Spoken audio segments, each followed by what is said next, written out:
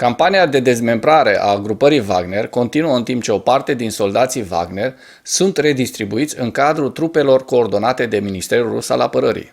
Surse ruse au susținut că forțele ucrainene au efectuat operațiuni contraofensive în cel puțin 4 sectoare ale frontului la 1 iunie.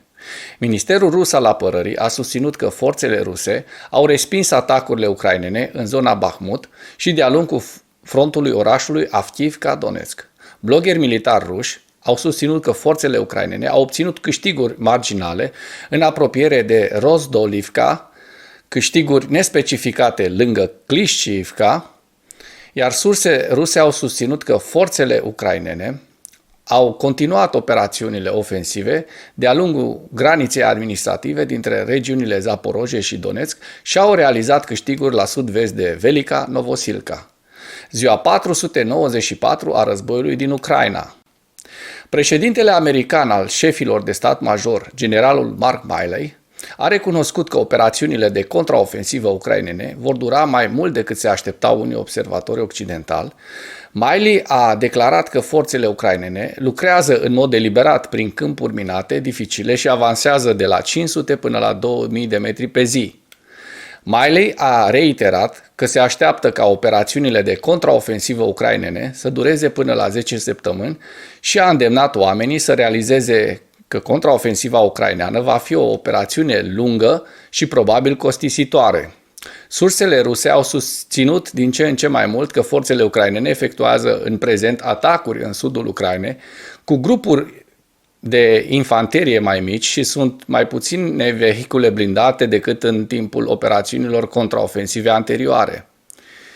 Acestea susțin de asemenea că forțele ucrainene desfășoară operațiuni de recunoaștere în forță în sudul Ucrainei în grupuri și mai mici, unele dintre ele au de la 7 până la 9 soldați. Aceste afirmații despre operațiunile ucrainene sugerează că forțele ucrainene nu încearcă în prezent genul de operațiuni la scară largă care ar duce la progrese teritoriale rapide. Oficialii ucraineni au indicat în mod obișnuit că forțele ucrainene încă nu au angajat o parte substanțială a forțelor lor în operațiunile de contraofensivă și încă nu au lansat faza principală a contraofensivei. Forțele ruse răspund probabil la operațiunile ucrainene din jurul Bahmutului, atrăgând forțe din altă parte din Ucraina. Purtătorul de cuvânt al grupului de forțe de est al Ucrainei, colonelul Sergei Cerevati, a raportat la 1 iunie că forțele ruse au transferat recent un regiment nespecificat al forțelor aeroportate ruse din direcția Liman în zona Bahmutului. Imaginile geolocalizate publicate pe 30 iunie arată regimentul 137 de gărzi aeroportate care operează la sud de Rozdolivka, 18 km nord de Bahmut, iar un blogger militar rus a susținut de asemenea că elementele diviziei 98 aeroportate operează acum în zona Bahmutului.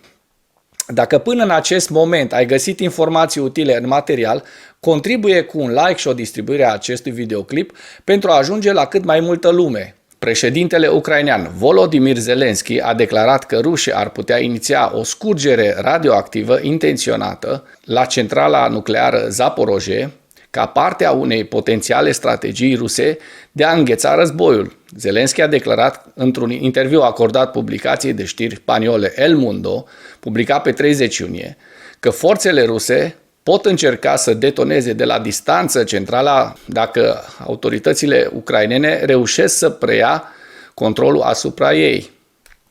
Propagandiștii ruși desfășoară o campanie de informare pentru a distruge reputația grupării Wagner ca forță de luptă cu eficiență unică în sprijinul efortului Ministerului Rus al Apărării și de a integra foștii luptători Wagner în structurile Ministerului Apărării. Canalul rusesc de televiziune de stat Rosia 1 a difuzat la 30 iunie un segment care trivializează eficacitatea grupării Wagner în Ucraina. Aceștia pun sub semnul întrebării mitul construit despre nivelul ridicat de eficacitate al grupării Wagner.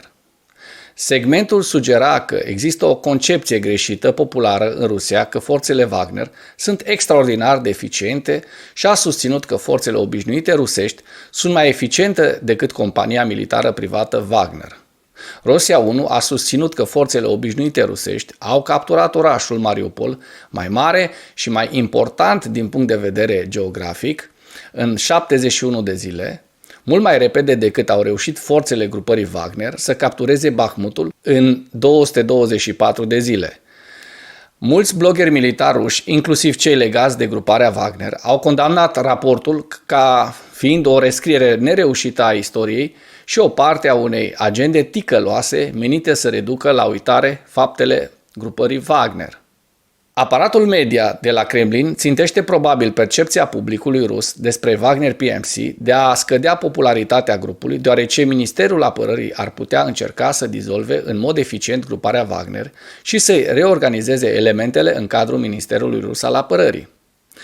Acest segment este probabil un efort de sprijin în cadrul campaniei de evaluare a președintelui rus Vladimir Putin de a distruge reputația personală a lui Prigozhin. În ceea ce urmează vă prezint un slide cu evoluția de ieri a celor mai importante fronturi din Ucraina.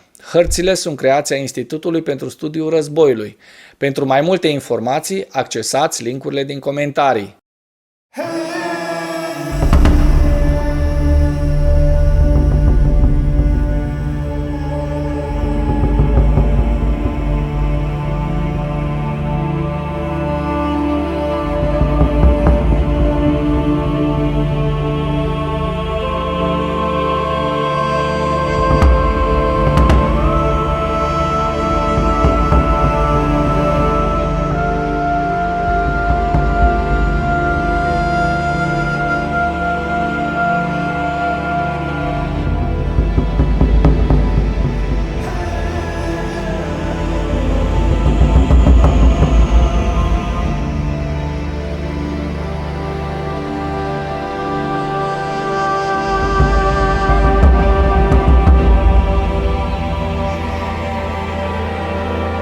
Mulțumesc pentru vizionare. Dacă vrei să susții acest canal, abonează-te la Animatura.